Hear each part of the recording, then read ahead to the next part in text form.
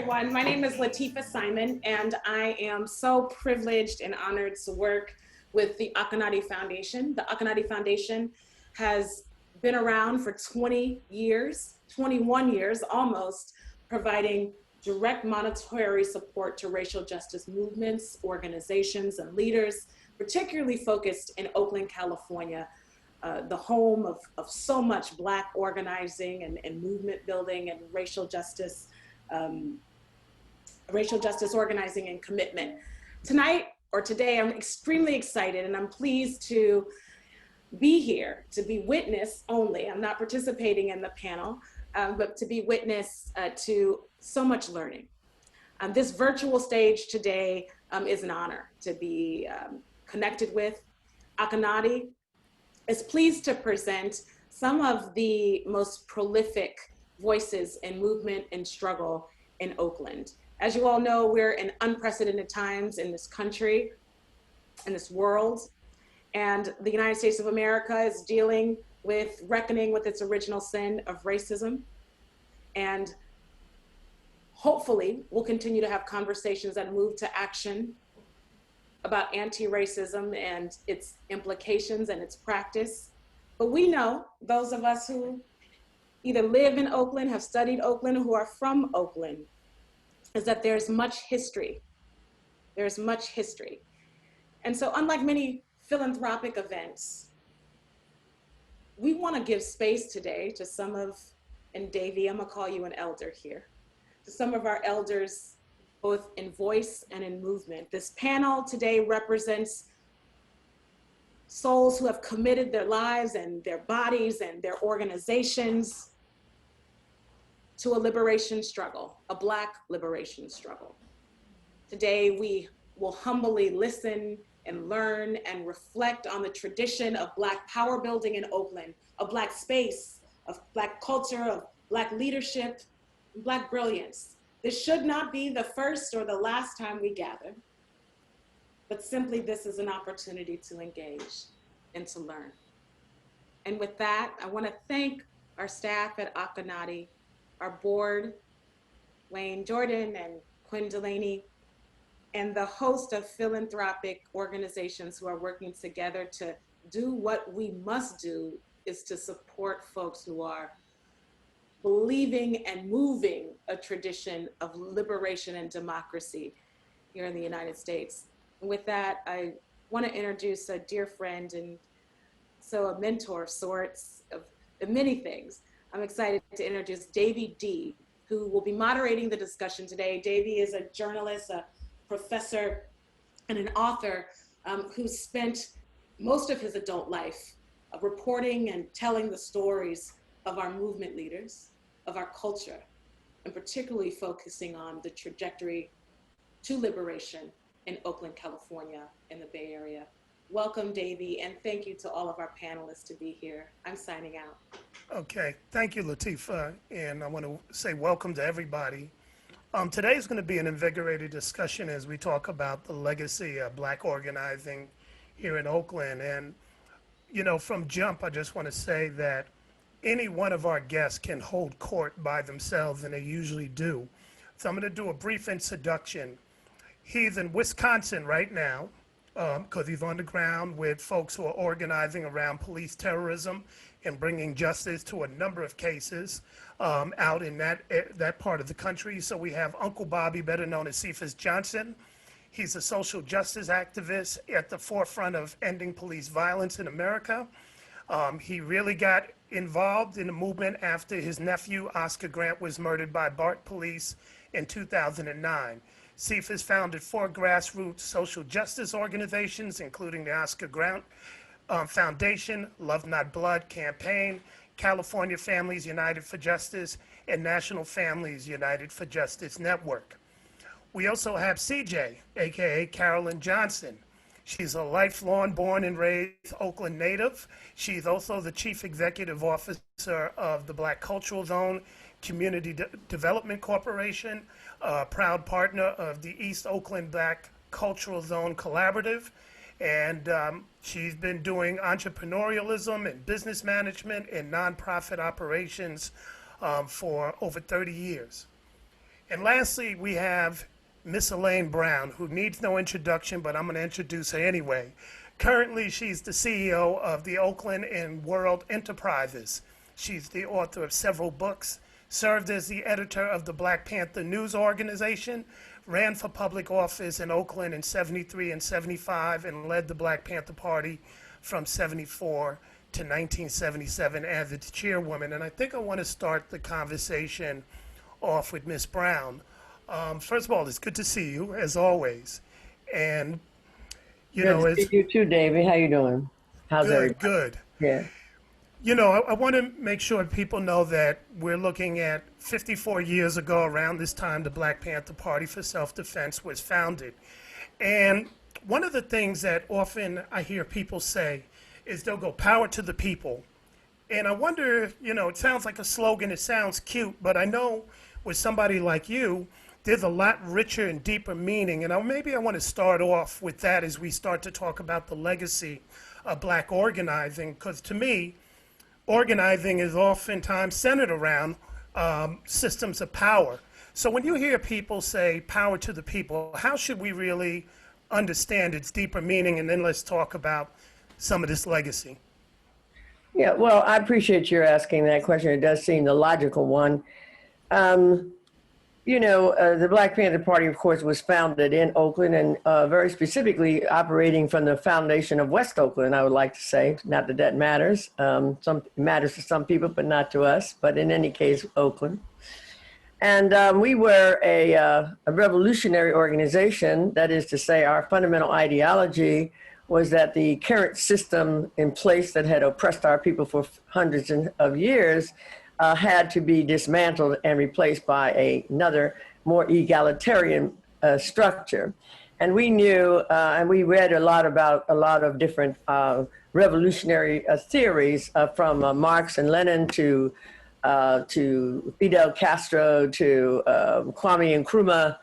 And one of the things, and we also read a lot of Mao Zedong, the great Chinese revolutionary leader. And one of the things that Mao said that we adopted certainly as a kind of a framework for thinking was the people and the people alone are the makers of the revolution. In other words, logic and reason would tell us that as Blacks in America, for example, where there's no blueprint for revolutionary change other than the separation of the English from the English after they ripped off the land and killed all the native people and enslaved us, there's no blueprint for revolutionary change in America along Marxist, Leninist, or socialist lines, or the end of capitalism and so forth. And so having no blueprint, we have to recognize what are the concrete conditions that we can look at. And one of the things we know, as we should know today, is that Black people in America are a minority population, meaning that we are outnumbered and outgunned. So if we were to challenge the system as it is ourselves, we would be outnumbered and outgunned. So we want to win, we don't want to lose.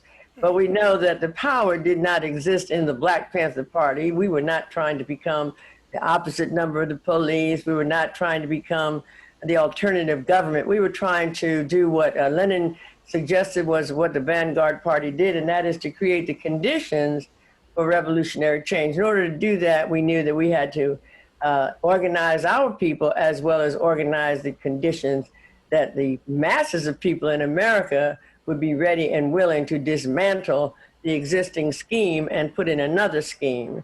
And so when we said power to the people, we didn't say that as an encouragement. We knew that the power rested in the hands of the people, and we were fighting to create those conditions where the people would seize power and therefore change the existing scheme to a revolutionary, egalitarian social construct. You know, one of the things I'm always amazed when I talk to you is your understanding of different systems, and just understanding the Panthers. You prided yourselves on having political education, you know, and really understanding. So it just was more than slogans, and it wasn't just, you know, you saying or referencing things in happenstance, but really understanding it. Today, what are some of the things that we really need to understand when we have political education so that we can forge a way out of the current challenges that we're facing right now? What do we really need to understand that is overlooked? Well, I think the most fundamental thing is that, one, we're not organized, we Black people, and I'm speaking of Black people all the time when I say we. Um, we're not organized. We have lost our way in many ways. We have a lot of elected officials and other people in little corners and pockets of power who have betrayed us and continue to do so. And on the ground, we're not organized, maybe for a rally here or a little nonprofit there, or whatever it is, but we're not organized to do anything. And if we are, we're not sure what that something is. That is to say, there's no fundamental ideology. There are people who just want to be Black, whatever that might mean. Or there are people who just want to end police brutality, but they're all right with Wall Street. There are people who want to make sure we all get housing, but they're wanting us to have our own homes, or people who want to see people come out of prison but don't have any understanding of how is it that we arrived to even be in these prisons, and what do we have to do to change that. So the fundamental thing I think that is missing, outside of the fact of action, and I don't mean rallies where you have a lot of white people walking around with signs that say Black Lives Matter, or hashtags, or webinars, or what have you, where you have action. Barring the action, and we always said it with Che Guevara, that words are beautiful, but actions are supreme. What we don't have is an ideological, fundamental understanding or agenda for dismantling the government. We want to do piecemeal thing, defund the police as though everything else will be all right. Or we just want to get a job and work in masses' house so we can be happy and have food for our children and what have you. And we want all of that. But we don't see these things as being, that we say systemic change, but we go to the police, for example, and report the police to the police and actually expect that there will be some sort of a change. We go to the Attorney General of Kentucky, a Negro, and ask him for justice in the case of Breonna Taylor. So this is the kind of thing that we're confused about because we don't have an agenda. And in many cases, we really want to just be in America. We just want a fair share of the American pie. We're all right with killing people through AFRICOM throughout the continent of Africa. We're all right with killing people in Afghanistan. We're all right with some people being hungry or whatever it is, as long as we can have an equal seat at the table of our oppressor and with our oppressor. That's part of what I think is missing, is an ideological commitment to the dismantling of this existing scheme in a serious way. Wow, that ideological commitment is something that I think people need to underscore. I'm going to bring in some of the other people, but before we go, I want to see if you can maybe walk us through a couple of things on a practical level. Right now, what would be some, maybe 2 or 3 steps that all of us could take starting tomorrow that would move us in the direction of organizing and continuing a legacy that the Panthers really laid groundwork for many of us to follow? 2 or 3 practical things, so it's not just, people aren't confused. Well, from the most, we can say, we are still talking about violence versus nonviolence, which I find to be just unbelievable. Oh, we have a peaceful protest, but God forbid somebody should do something that's violent, whatever that means, because that's a definition that's usually that's made by the people that have the guns to make the definition. I saw people crying and carrying on over the Target being torn down here in Oakland, as if that was some sort of an offense to the Black community. Now, it was irrelevant, but the point was people got to crying over the loss of the Target there on Broadway in Oakland, about 2 months ago, whenever there was an uprising over George Floyd. So with the Black Panther Party, as I said, our main thing is theory had to be put into practice, and practice could not live without theory. So when we talked about hunger, then we created food programs and we gave away food. No, not for the giving away of food, but for the purpose of educating people around their right to have food, which we did with the breakfast program, and eventually the public school systems adopted that. So that's something that people do. They have little charitable food giveaways, but there's nothing driving that beyond handing out a sandwich or something to somebody homeless on the street. And that's sort of their end game. They don't have anything beyond that. Now, when it comes to police brutality, as you well know, Davey, the 7th point of the Black Panther Party 10-point platform and program that we wanted an end to police brutality and murder of Black people, but we also had a recommendation as to how to go about that. And it wasn't to throw some bricks through the windows of City Hall, although that could be effective if you had an after plan. The question was, we decided that the best way for people to maintain community control was to be in the community with our own guns. Now, everybody gets nervous when you say that today. They're like, oh, well, what are you saying? Are you talking about running around with guns? Well, yeah, you have people out here shooting you right now, in the back, in the neck, in the head, killing you in your home while you're sleeping in your bed, and all we can do is be mad. We're gonna throw a rock at a target and think that, or beg some Negro who's a Trump fan to be the Attorney General and not even criticize him with a very serious criticism.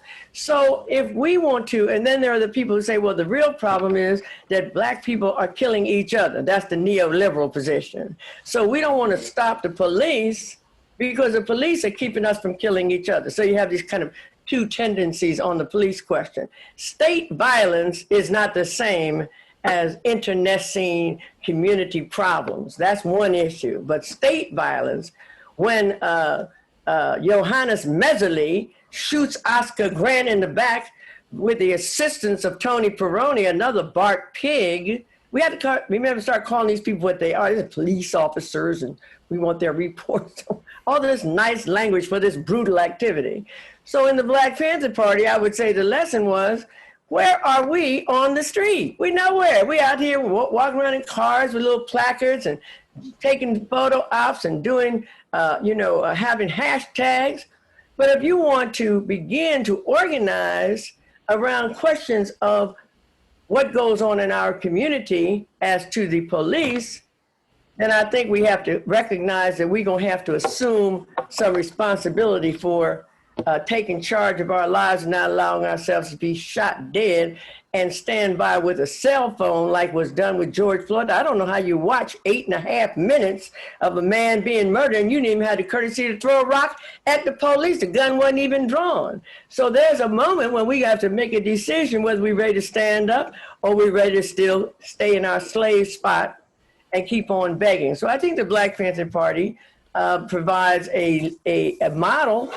Somebody would say, well, you weren't very successful. We didn't intend to be successful with the police. We intend to encourage other people to take those positions. Lastly, I make note on this question of police brutality, that the question that drove the Black Panthers' name and brought us to the attention of the world was the incident in West Oakland on 7th Street, where I have a affordable housing project going up right in that very block, ironically.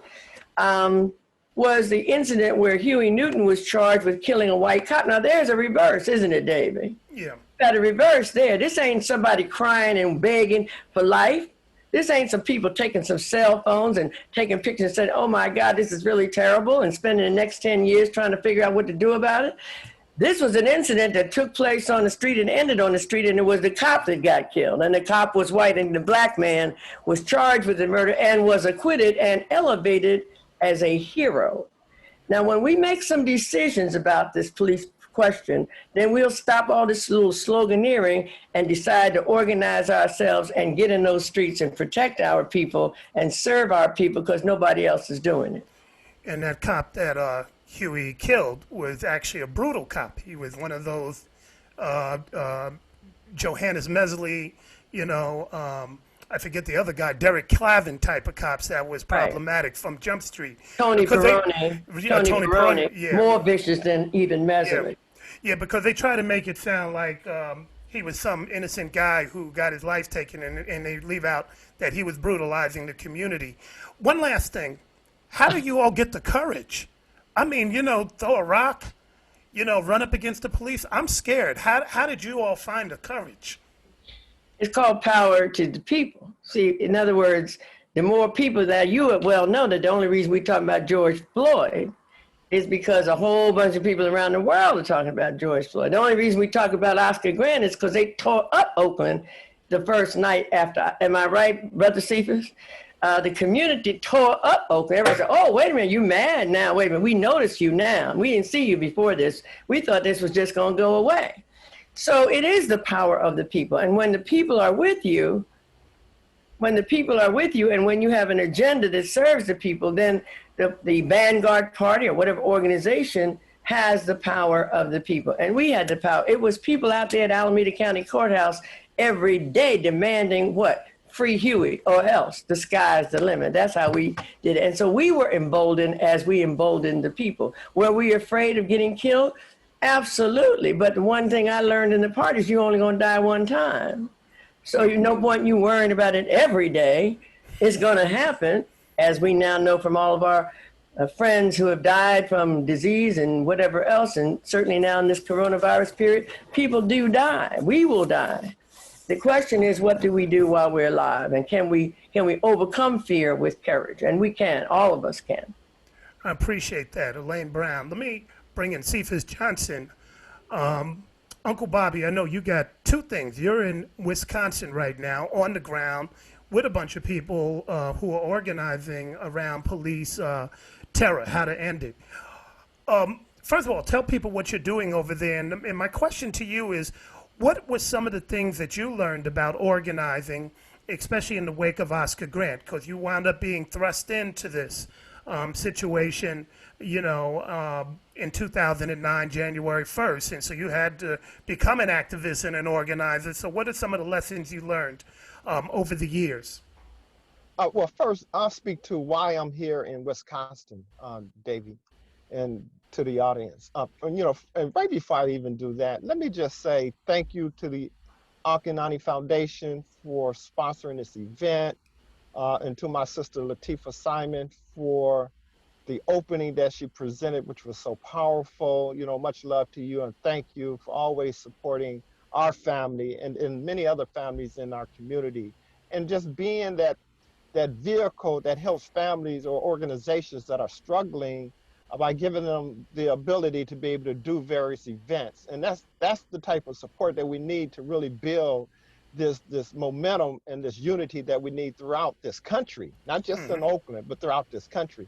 But the reason why I'm here in Wisconsin right now is because it was a call out to families to come and support these families right here in Wisconsin that have been getting murdered by the police here. And this place has become called Mississippi, not Mississippi, but Mississippi, because the white rogue police officers here are so heinous. They beat up the mother of Alvin Cole, who is handicapped. Wow. Gave her 2 black eyes. They broke her arm, right? They put her in a hospital and did all this in front of her children and told her that they didn't give a fuck about who she was out here speaking on behalf of. This is our streets. So these road cops out here is extremely heinous and dangerous. And as a matter of fact, they have provided security for us. We have a team of brothers, right, that's got us secured every day while we're here.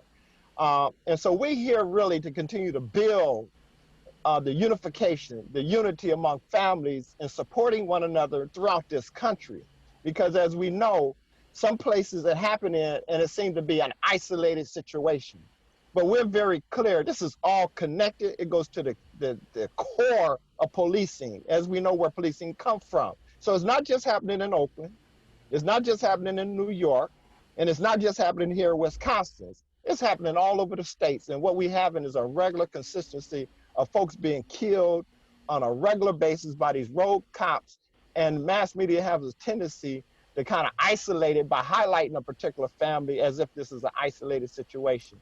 And so we're dealing with we're really dealing with the beast, because as the Black Panthers has laid the foundation, we take that spirit wherever we go. So whenever we are with families here, we have a raise a Black Power sign, and we say Black Power. We say power to the people, and they echo that because they know where the history comes from. So we have to definitely give a shout out to Ms. Elaine Brown, for being a part of that movement that was so prevalent in creating the history of us having the ability even to believe that we can win. Because that's where it's going to come from, is just the belief, and the history that the Black Panthers has fed that to families, sadly, that comes into this fold of trying to find a way to get their loved ones some justice. Let me ask you this. Let me ask you this.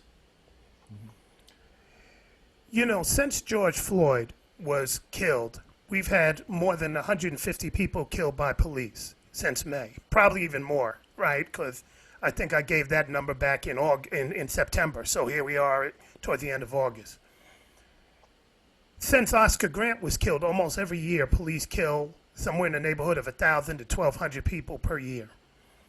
I've seen you march around the country. I've seen you at panels. I've seen you bring these families together, and we can have, I've seen this. I've seen you all go to the United Nations.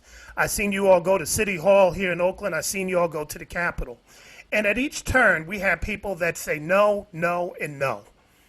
How do you keep it going, and what's the next step, especially in lieu of some of the things that, you know, Sister Elaine Brown was talking about? What is the next step that really brings a consequence to the brutality and terrorism that we're experiencing when we have so many people saying no to reform, even the most mildest, you know, requests? Exactly.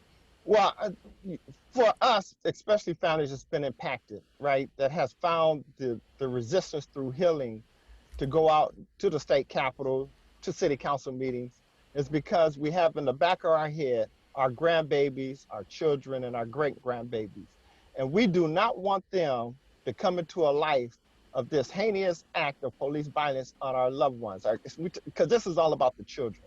It is no longer about us. It's about us willing to make a sacrifice of our lives so that they can have a better opportunity to real freedom, justice, and equality.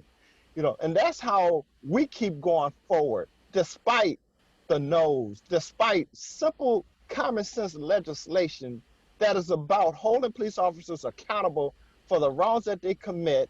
And then we get legislators that'll say, well, that just don't work. You know, a good example is 731, SB 731, the decertification law. Common sense legislation. There's a reason why Tony Peroni right now is probably working for another policing agency, and for all we know, done beat up 4 or 5 young black men, right? Those type of officers with simple common sense legislation has no right to have a gun on their side and to be policing our communities, knowing their hatred for who we are as people. And so when we have legislation that fails like that, we maintain the faith to keep moving forward to bring about real systemic change. Because if we lose that faith and we stop the work, then our babies, their demise would be on us. Right. And so we have a responsibility, no matter how many no's we get, is to keep punching. Now, part of it has to do with organization, connecting families all across the United States. So our voice is echoed so loud that it becomes undeniable what's happening.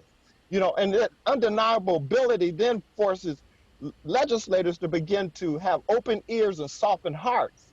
And so we begin to have various pieces of legislation that pass. Sadly, a lot of it is chipping at the concrete, you know, door that is blocking real systemic change. But we're not going to stop until we knock that door down.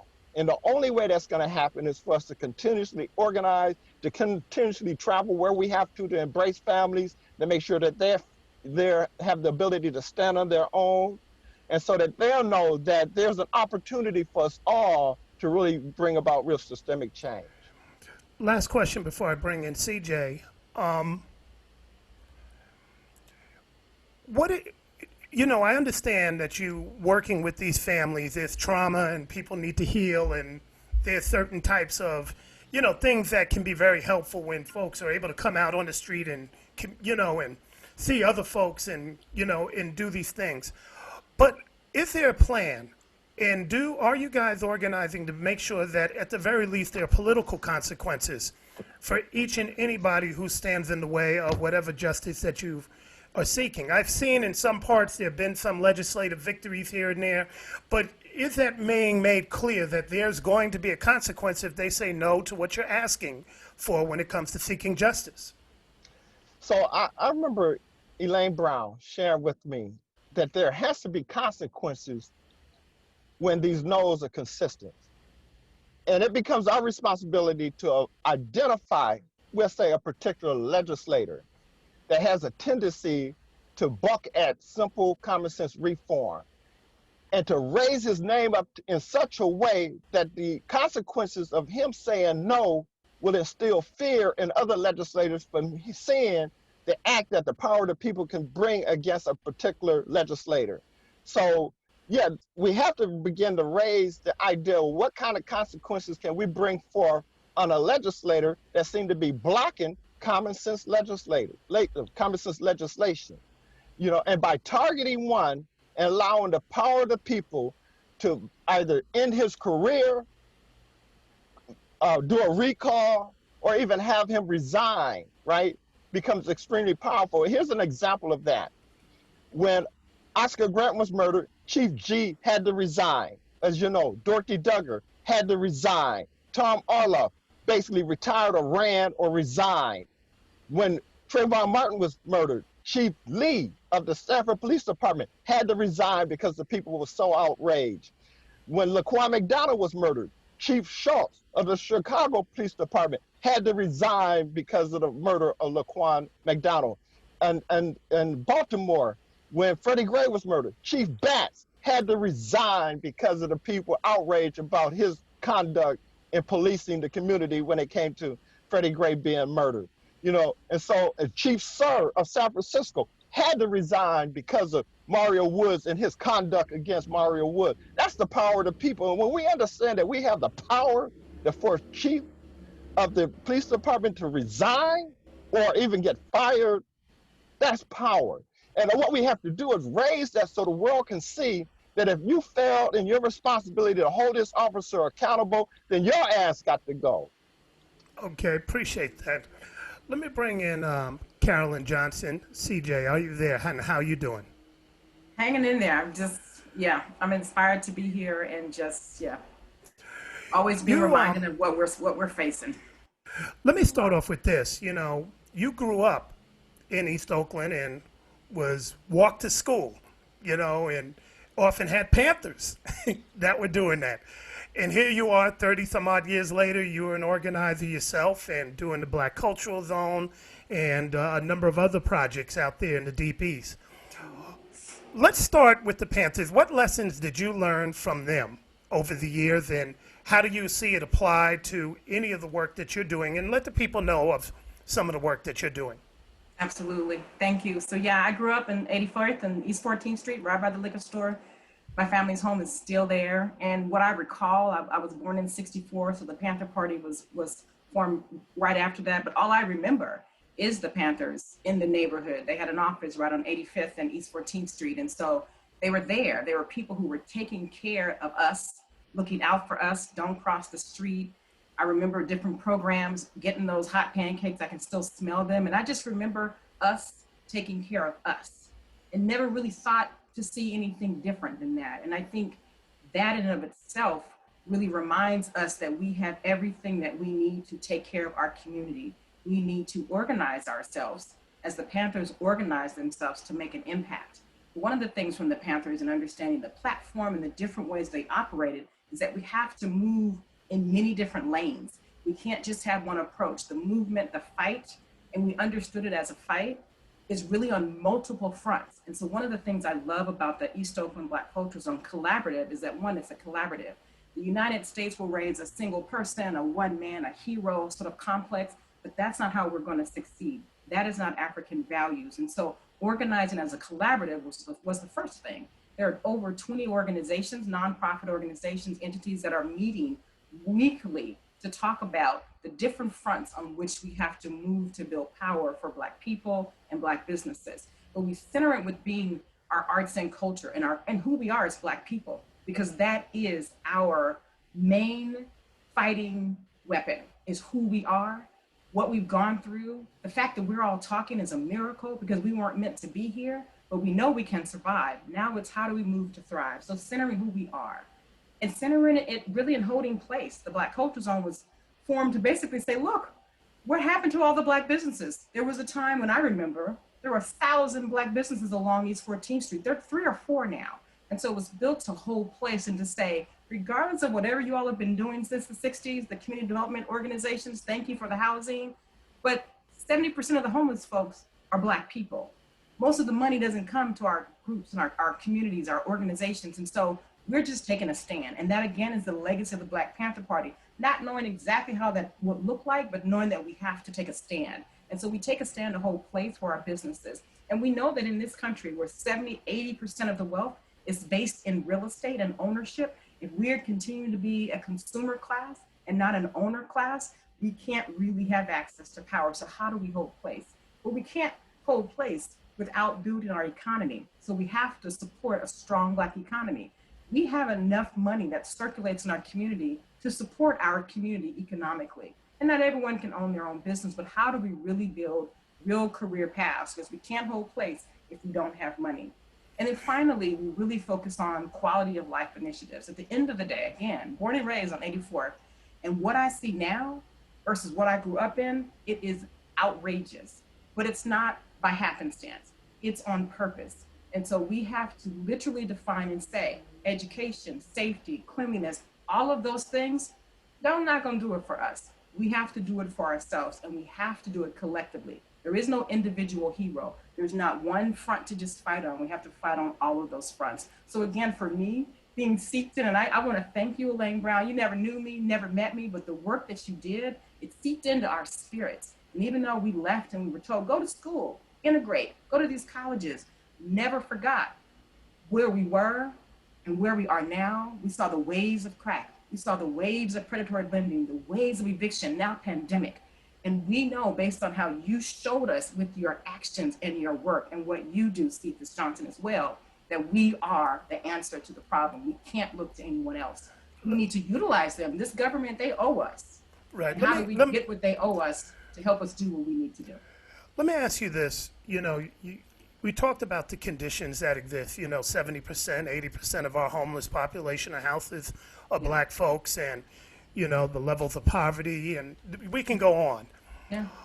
Are there any particular institutions that you all, are very intentional about targeting to upend, to start moving the dial backwards? So if it's a developer, like in San Francisco, people had big fights with Lennar, right? Is it a particular city council person or a mayor that needs to be removed? But who do you all see as a buttress in the way of the work that you all are needing to do, that you are extracting a price for being in the way of progress? Yeah, no, that's a great question. And I think first and foremost, the government entities that are really stewards of the people's money are the first groups that we target. We've gotten support, but ultimately at the end of the day, you're stewards for our money, you're stewards for our property. And we want to hold space on land that you're stewarding for us. And we want it to be equitably distributed to the Black community, which means you have to actually overstate and over reward and award us with those properties to make up for decades. Right. So is that a mayor? Is that a city council person? Is that an organization?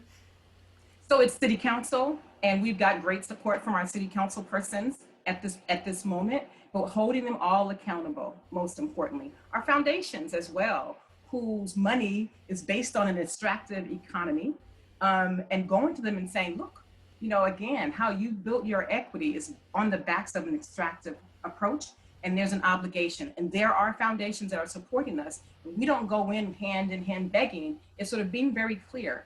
What kind of society do you want to have? Do you want Black people here? Do you want us to have anything? Well, this is what we're looking for. So holding foundations accountable. The banking system, again, as well, all of these extractive, exploitive places that are looking to put their money and invest back, but directing that in a way that will help us build power. They owe it. Everyone owes. I appreciate that. One of the things we're going to do is we're going to start taking some questions through the Q&A thing. So I'm going to let you all do that. And as we're waiting for people to do that, Elaine, Sister Elaine, or Brother Cephus, Uncle Bobby, any of you all can comment. Are there missing steps that we need to fill right now? Any missing steps in terms of, what we need to do at this moment in 2020? Well, there's a lot we could do, obviously. I don't think we need to be all over the place because uniting is very important. But as the sister just said, when we look at the Oakland City Council, I don't know what your experience is because I have enough experience with them as it is.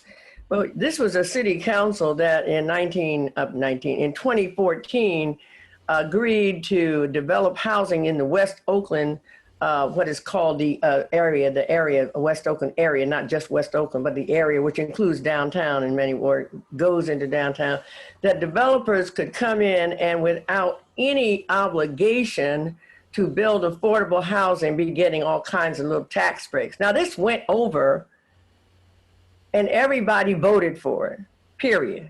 Now, and it's still in place. And they threw in this little stupid impact fees. Now, why is this important? Because when you talk about the steps, as you know, Davey, I'm trying to build some affordable housing. I'm one of the few Black people building any affordable housing, all affordable housing for Black people, 7th and Campbell Village in the hood, what's left of the hood.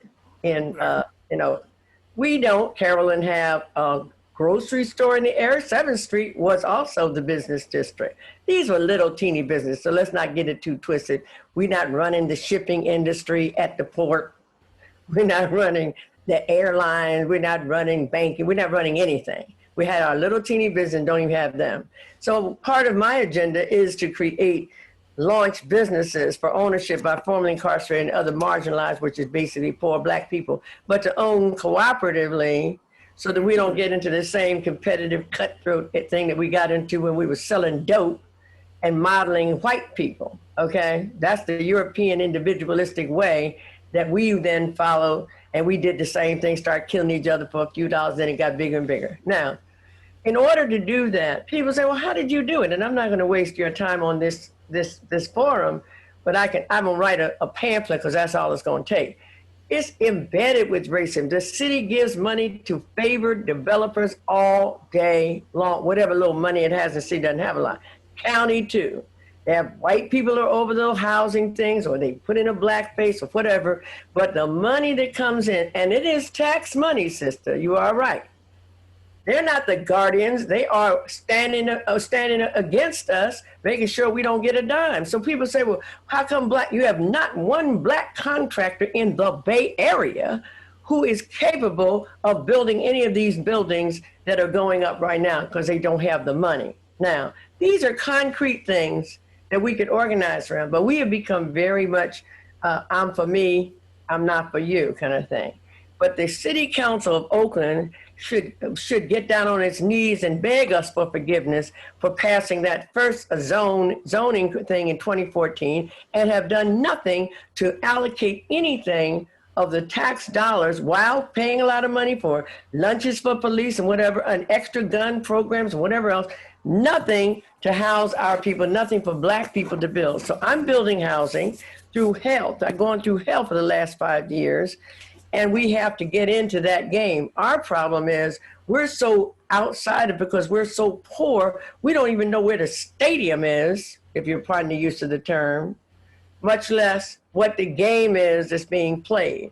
We've got to learn about that so we'll know who to attack. But the entire city council, as far as I'm concerned, has to bear responsibility for the fact that there is no housing program for affordable housing for Black people. And those Blacks that have been in office since the 90s, since the 80s, since Elihu Harris, removing Black people from West Oakland, giving West Oakland away to people like Protopapas and Tagami, they ought to hold their heads in shame. We need to get rid of them too, just like Brother Cephus said. So there are things we can be doing. We just sometimes don't know even how this stuff happened. How did they suddenly get to be all these homeless people, so forth? And so there are ways to do it, and I'm planning on writing myself a how-to pamphlet on how we can seize these vacant properties, just like these white boys do, just like Moms for Housing should have seized the whole goddamn block. But in any way, all I'm saying is there are steps we can take. There are legal steps, and then there are steps we can take as a people and say, we're not gonna put up with this. Every piece of these vacant lands, we're gonna build on it whether you like it or not. We're gonna seize these lands, and we're gonna start building. That's my position. That's what they did in the South Bronx, and that's a story that they tried to hide. After all those burnt out buildings, people did exactly that, said, we'll start building on these burnt out buildings. And they're still there. That's how I got seventh and Campbell, brother. Believe me. Yeah. I went to the city, the county, whatever, the tax collector. I said, give me that property. You're not doing nothing with it. Sitting there blighted for 30 years. They looked at me like I was crazy. And it took quite a bit of pushing and cajoling. And you know me well enough to know, Davey, how crazy I must have acted. But after a while, that whole fear thing that you were talking about, Brother Cephus, I put enough crazy stuff in the game, but I was really almost by myself. If we get together, they'll start giving up these land. But there's a lot of city and county land that is doing nothing. Yeah. And we could be building, we could be throwing up housing left and right if we wanted to. But part of it is, as Sister Carolyn said, we have to take charge of our, ain't nobody coming to get us, and we have to get that out of our heads and stop looking to the oppressor to give us freedom. We have to seize the moment and everything else ourselves.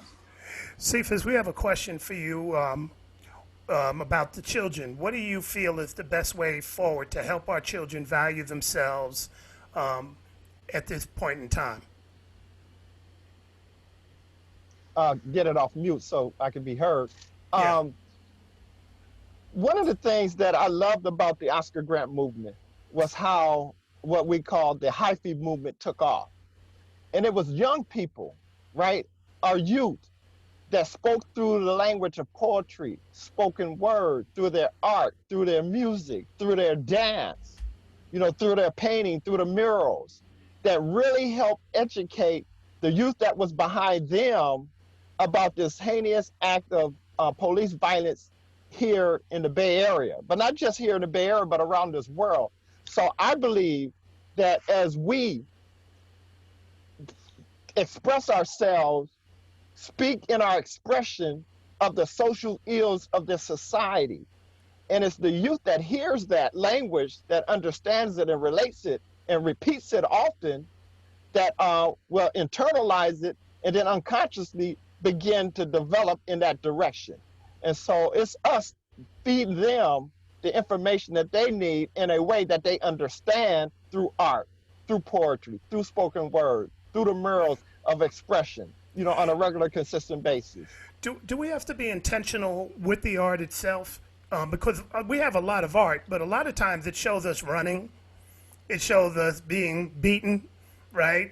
Do we have to be intentional to show resistance in a way that is like, okay, I can see myself winning, right? With the art, and I'm, you know, that's something that I'm struggling with now, you know. Yeah, you can hit that. Yeah, go ahead. Yeah, I would say yes, because when Brian Kruger was intentional about spending a day in Oscar's life, understanding what a young black man like himself goes through just simply trying to make it in this world. And people heard that. Everybody heard that. And when they watched that movie, most came out feeling like Oscar could have been their loved one, their son, their friend, their uncle, you know, even their father. And it was because of that movie and how it was portrayed was intentional in grabbing people to have that empathy of what this young black man experienced in his life, and then that sadly, that tragedy that occurred, though it wasn't focused on the tragedy, but the idea of him being murdered after he was established as a loving human being was intentional, and it impacted all of us. Appreciate that. Carolyn, you've been, you know, part of the Cultural Zone is using art. How do you use it as an organizing tool, and how does it go beyond just the paintings, but, you know, getting people into some very concrete action? Yeah, and I think those planks around the artwork and the resistance is showing us as humans, showing us as the beautiful people that we are, the strong people that we are. It doesn't always have to show the brutality. Just our existence is resistance, our survival. But I think that as you anchor that arts and culture and the messages of we have a right to hold place and to be here, we have a right to have a strong economy, we have a right to support each other and buy from each other and circulate our dollars, we have a right to love and quality of life. We deserve that. We're not begging you for it. And we can show that in our art, whether it's visual art or music or verbal art or physical art, all of those ways, we show that we have a right. And since you haven't really honored that right, we are going to demand that right for ourselves with our art and our work and our organization. We have everything we need to do it as a community. We need to move forward. We have the information, we have the knowledge, we have the power, and our art can speak to that, and that can inspire folks to really understand. We got what we need. Let's move. Can I say something? Yeah. Because I like to think of myself as an artist in some ways, since I've written quite a few songs and they've been published in a couple of books too. I'm not a great believer in art is the answer, but I do, as an artist, I think, as you use the term intentional, I suppose that's one of the newer ways of framing things. I wrote an album. I did an album of songs back in the day called Seize the Time. And the cover art of my album, Emory Douglas, the great artist, Emory Douglas, had been Minister of Culture of the Black Panther Party. We had a figure on the cover of there holding a big AK-47. And that was as intentional as you're going to get. And one of the songs on that album called The End of Silence, but it had a refrain that everybody assumed was the actual title. And it was like, if you're tired of everything that's going on, we'll just have to get guns and be men. Now, for me, that's intentional. Now, as you say, I've had a lot of young Black people come to me and tell me they wrote a poem about Oscar Grant. That's nice, you know. But unlike Leroy Jones, later known as Amiri Baraka, said, poems do not kill, meaning they will not serve. They might educate, they won't necessarily organize, but they will be your expression. But you have a duty as an artist, if you're Black in America, to not be an artist, but to be Black who has an art expression. Because I'm not putting up with your little individual poem about your little life and all that you went through and your personal expression. That's fine, but you have a duty to make your poem sound an alarm. Make a statement that is going to be very intentional. I believe we have a duty to do that. And I'm not really I don't applaud art for art's sake, or I'm an artist first and then I'm Black. No, I don't applaud that. And I'm saying that very seriously. I believe it has to be intentional. And it is your duty as an artist to be a Black artist advocating and pushing for an agenda that serves the interests of Black people. What if the art is healing for me? You know, like it's therapeutic. Like, wow, I'm able to get it off my chest. Does that have a space in it? You know, in terms of at least moving us in a direction where we can at least start to organize ourselves. Anybody? Well, our people suffered through 400 and some years. This crying and carrying on and needing to be healed has got to have a new cultural shift has to take place. There's a whole lot of people right now walking around. I had a brother crying over that Target thing that I told you about. I was shocked to see a Black man crying over Target. What? And we need to heal. How are we healing? Our people are suffering. Our people are dying. You're supposed to be mad. You ain't supposed to be at peace with. You can be internally at peace.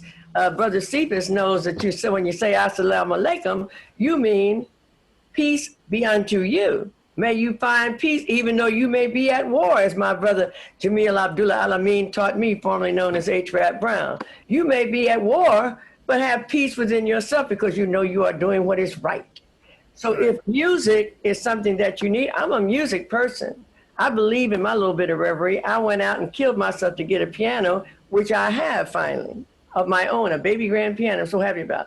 And I do play the piano to give myself moments of reverie and peace. I agree with you, but that ain't enough to do any more than get me up the next day and stop crying about it and keep it moving.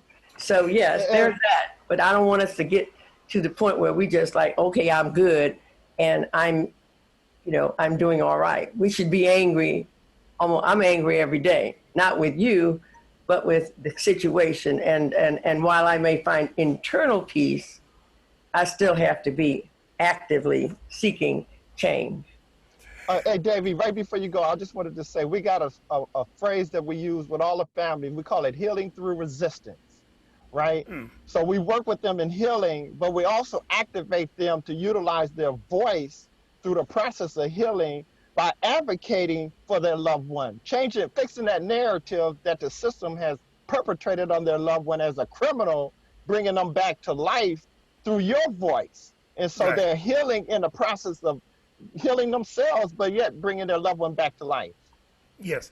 CJ, you want to talk about healing and art? Yes, go ahead. I do. And I mean, I don't see myself as an artist, but I think that fuel that you need going to Liberation Park, for example, and seeing those arts and murals just refuels me for the fight. But I also think Afrofuturism has a place, really designing a future and having a vision for what it can be that's nowhere connected to this madness that we're in right now. That is really important and compelling and draws us to say, it can be better, it can be beautiful, it can be amazing, we can be really, truly free. So I see that as the value of art as well.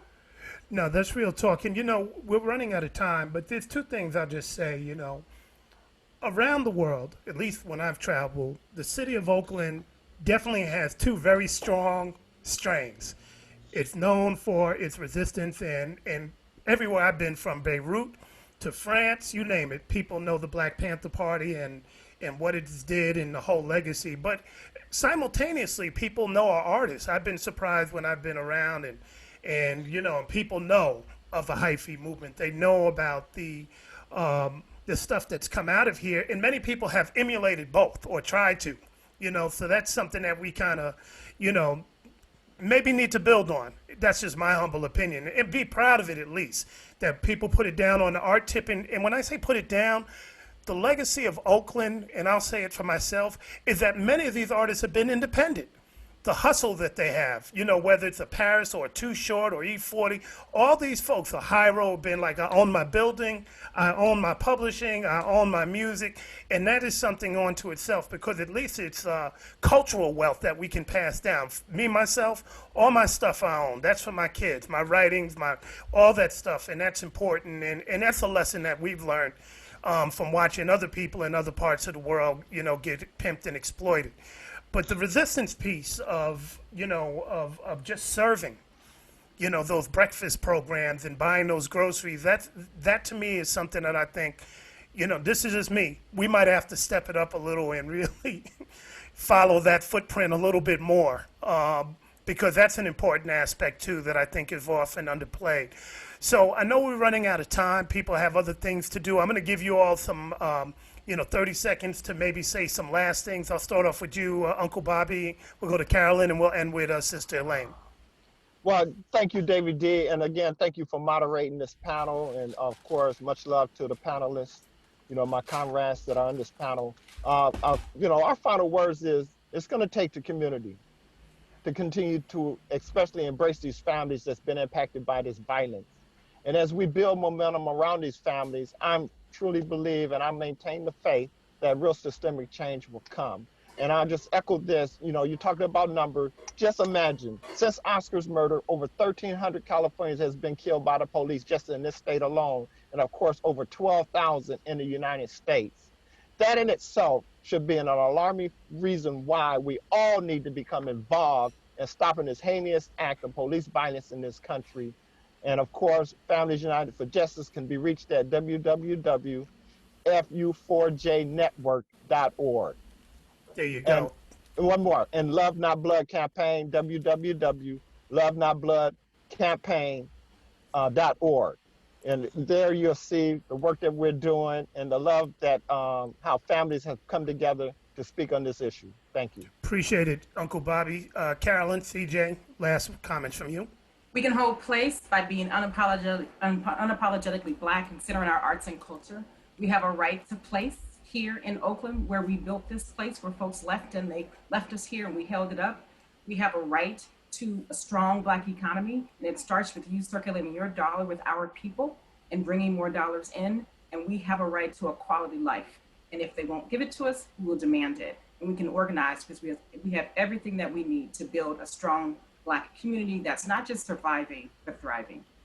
Appreciate that. And Sister Elaine Brown, you get the last words, and happy anniversary to the Panthers, 54 years. And can you imagine, I was actually in the party, and people your age and Carolyn's age were actually in the breakfast program. I must have been 3 years old myself at the time. I don't know how I was in the Black Panther Party, but anyway, yeah, I mean, I think the bottom line is that these conversations are important. Right now, as Uncle Bobby knows, we want to reopen the Oscar Grant case so that Tony Peroni, the other murderer of Oscar, is indicted and brought to justice.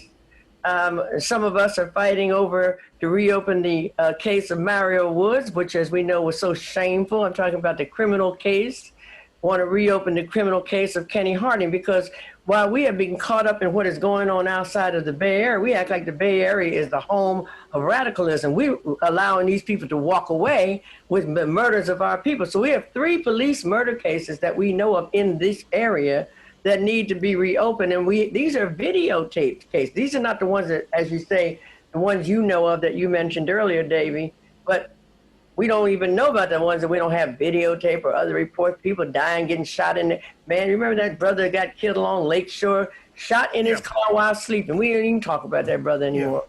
That kind of thing. But at least these 3 big cases deserve to be reopened. So I'm going to use my minute to encourage people to support the reopening of the Oscar Grant case, the reopening of the Mario Woods case out of San Francisco, and the Kenny Harding case. And so I want to say that, and I always have to say power to the people. Thank you.